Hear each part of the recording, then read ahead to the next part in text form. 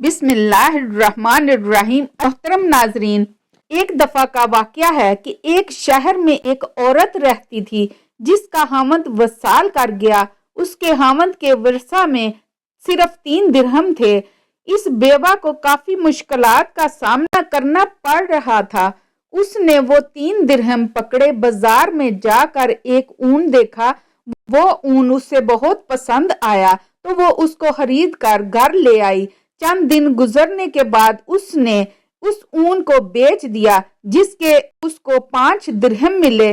2 درہم سے ضروریات زندگی کے لیے چیزیں لے آئی اور 3 درہم کا پھر ایک اور اون خرید کر لے آئی۔ اس طرح سے وہ اپنی اور بچوں کی زندگی گزارنے لگی۔ ایک دن ایسا ہوا کہ وہ بازار سے کچھ اون خرید کر گھر لائی۔ اون کو رکھ کر بچوں کو کھانا دینے میں مصروف ہو گئی کہ ایک پرندہ اڑتا ہوا آیا اور اس کے اون کو اٹھا کر اڑ گیا۔ وہ اون اس عورت کے رزق کا ذریعہ بنا ہوا تھا۔ وہ بہت زیادہ پریشان ہو گئی اور کہنے لگی کہ اللہ نے میرا رزق کا یہ ذریعہ بھی ختم کر دیا ہے۔ اب میں کیا کروں گی اور کیسے اپنے بچوں کا پیٹ پالوں گی؟ وہ سیدھی حضرت داؤد طائی رحمت اللہ علیہ کے پاس تشریف لے گئی۔ ان کو اپنا سارا قصہ سنایا۔ حضرت داؤد طائی رحمت اللہ علیہ اس عورت کی کہانی سن کر ابھی حیران ہو رہے تھے کہ دروازے پر کسی نے دستک دی۔ دروازے کو کھولنے پر 10 آدمی کھڑے تھے۔ آپ نے ان آدمیوں سے پوچھا کیا بات ہے؟ انہوں نے بتایا کہ ہم سمندر میں سفر کر رہے تھے کہ اچانک ہماری کشتی میں چھوٹا سا سوراخ ہو گیا اور کشتی میں پانی بھرنے لگا۔ ہمیں اپنی موت یقینی ہو گئی تھی۔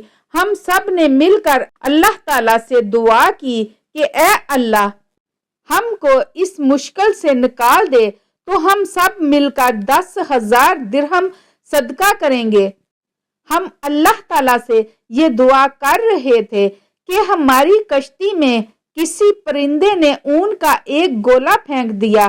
ہم نے اس اون کے گولے کی مدد سے کشتی کے چھوٹے سے سوراخ کو بھر دیا اور اس کے اوپر صندوق رکھ دیا۔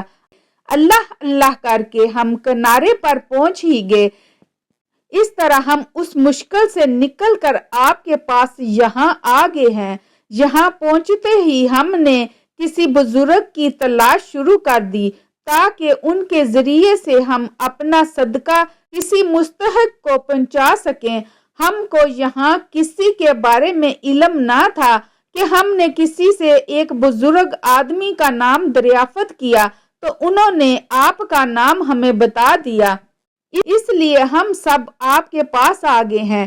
یہ لیں 10,000 درہم اور جس کو آپ ان کا مستحق سمجھیں اسے یہ رقم عطا کر دیں۔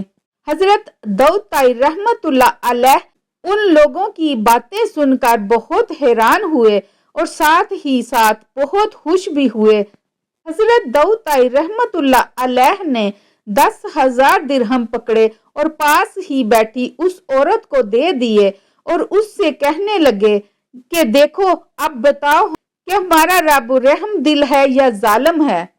بیوہ خاتون آپ کے چہرے کی طرف دیکھتی رہی اور رو رو کر اپنے رب کا شکر ادا کرنے لگی۔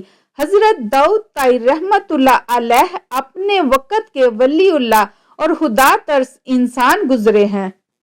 آپ کو آپ کی رحم دلی کی وجہ سے لوگ یاد کرتے ہیں۔ 20 سال تک آپ امام اعظم رحمت اللہ علیہ کی خدمت میں علم سے فیض یاب ہوتے رہے۔ آپ امام صاحب کے سب شاگردوں میں سے بڑا درجہ حاصل کرنے والے آدمی تھے۔ جب حضرت امام محمد رحمت اللہ علیہ اور حضرت امام یوسف رحمت اللہ علیہ کا کسی مسئلہ کو لے کر اختلاف پیدا ہو جاتا تھا تو آپ سے اس مسئلہ کا حل دریافت کر لیا جاتا تھا۔ آپ کا شجرہ نسب حاتم طائی سے جا کر ملتا ہے۔ آپ 21 صفر 47 ہجری کو ملک شام میں پیدا ہوئے۔ آپ نے زیادہ زندگی کوفہ میں بسر کی۔